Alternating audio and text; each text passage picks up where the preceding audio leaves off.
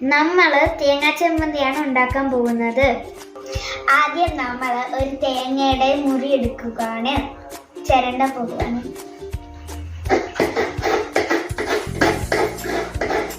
ചമ്മന്തിക്ക് ആവശ്യമുള്ള സാധനങ്ങൾ എടുത്തു വെച്ചിട്ടുണ്ട്.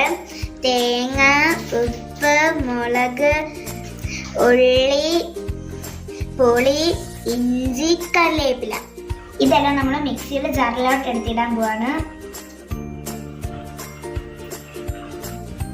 വെള്ളം ചേർക്കാതെയാണ് ചമ്മന്തി അടയ്ക്കേണ്ടത്. ഇത് നമുക്ക് മിക്സിയിലിട്ടൊന്ന് കറക്കിയെടുക്കാം. ഞാൻ മിക്സി ഓൺ ആക്കുവാണ്. ചമ്മന്തി അരഞ്ഞിട്ടുണ്ട്. നമുക്കിത് പാത്രത്തിലോട്ട് മാറ്റാം. ഇടുവാണ്.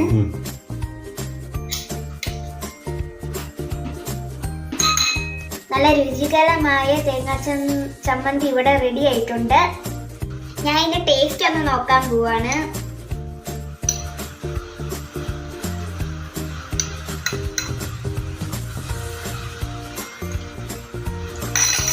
നല്ല ടേസ്റ്റ് ഉണ്ട്.